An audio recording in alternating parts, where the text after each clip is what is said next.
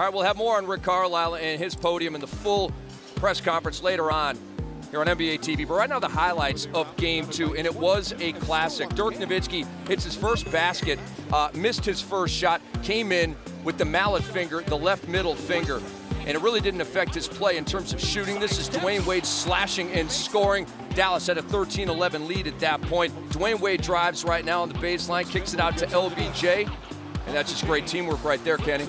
Well, early on, the ball was moving, the body was moving, but Dwayne Wade was just forcing the defense to come at him. He took up the space when they backed off him, and then LeBron James finishes this dunk, but he took up the space, and then he had a big first half, and then all of a sudden you start getting tip dunks, you start getting fast transition baskets. Vintage Dirk, Chuck. You know what? This guy's amazing. It's an honor and a pleasure to watch him play. I told somebody, they talk about champagne and Mercedes-Benz. That's the best European import ever right there. forget champagne and Mercedes-Benz. Dallas up 4, Jason Terry with the steal, and he finishes. Dallas goes up by 6. And quietly, Jason Terry had a solid game. Yes. 16 points, 5 assists. He struggled at times with LeBron on him, but then he started to get to the free throw line, 6 of 6 from there, and to get a rhythm in this play right here, Mike Miller picks up the technical. But what he did, what Jason Terry did, he made LeBron stay home.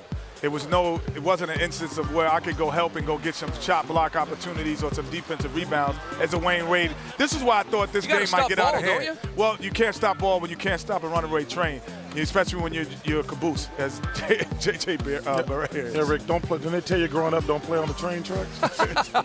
Deshaun Stevenson, he couldn't feel his face after that one. He was 3 of 4 from deep. Dallas up 45-40, and then LeBron James takes the bump from Dirk Nowitzki. Doesn't matter. You can count that and get him to the line for a 3-point play. Miami down 5, and then a great catch, but a little bit out of control here from Wade. He thought he was fouled on the push from behind by Tyson Chandler, and it leads to a dunk on the other end from Shawn Marion. Kenny, what'd you think of that? Well, I mean, it was a play that should have played on it. I thought, he didn't get the call, but then Shawn Marion stayed in the play, ran the floor. Jason Kidd is definitely going to find you. Shawn Marion led the Mavs with 10 points in the first half. Dwayne Wade hits the 3, part of a 9-0 run to tie the game. Chuck, Dallas really fell apart at the end of the first half. Well, they had the big lead, but you know what? You can't turn the ball over against the Miami Heat, because this is what's going to happen if they get out there.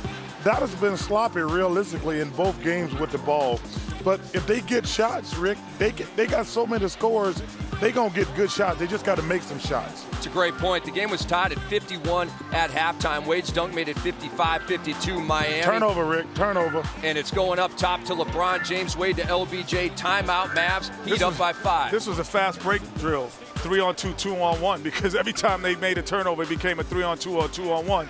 And then, like I said, I didn't know if they'd win this game only because they were giving up too many dunks. Too many dunks, too many easy plays. But what was interesting, Jet, was even though Miami was playing this well, the game for the most part till they went on that run in the fourth, it was a 2-3 possession game. So if you were Dallas, you still had to feel good. Dunk. Maybe not after that play right there. It felt good from the Miami side, though. They took a 6-point lead on this vicious, malicious, and delicious delivery by LeBron James. That's a lot of issues. It sure is. It rhymed. That's what I do sometimes. I try to go Wall Clyde every once in a while here on NBA TV. Brendan Haywood comes up limping and fouls Udonis Haslem, leaves the game with a strained hip flexor. A little bit more. I was thinking more like Vanilla Ice. Okay. All right. Like there's another dunk again. You give up this many dunks in a game, and you still can win. Yeah. That says a lot about you. Miami up by 4, and then Chris Bosh, the putback.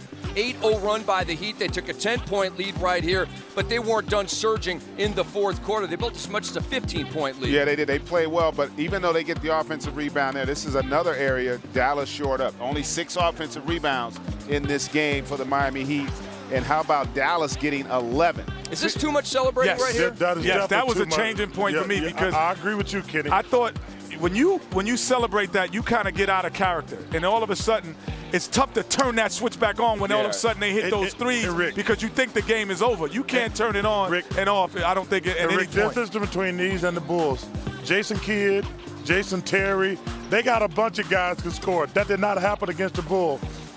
You know, you made the point, Jet. They got I thought it when he hit the three, Dwayne Wade, and he put his hands up and celebrated. Right. You're right. I used to hear Tiger Woods talk about you got to stay in the present. You got to stay in the present. You got to stay in the present. I thought at that moment they mentally checked out. Well, what I thought, I said if they can get the lead to 9 with 5 minutes to go, and Jason Terry actually did that, I thought they'd have a chance. But then Dirk Nowitzki here knocks down the 3, and you think it's over. But what happens here? Well, this is the guy listen. If anybody on that team is going to shoot a shot, I'm going to leave. Whoa, Jet. You cannot, and I'm sure that anybody. There was no play that was designed to get him a wide open 3-point shot. Yes, it was. There is no. Well, we're going to ask the man. Well, I don't think we want to ask the man because I think that was his fault. I think that was Jason's fault. We had the argument in the back, and Mark Jackson blamed it on Jason Terry.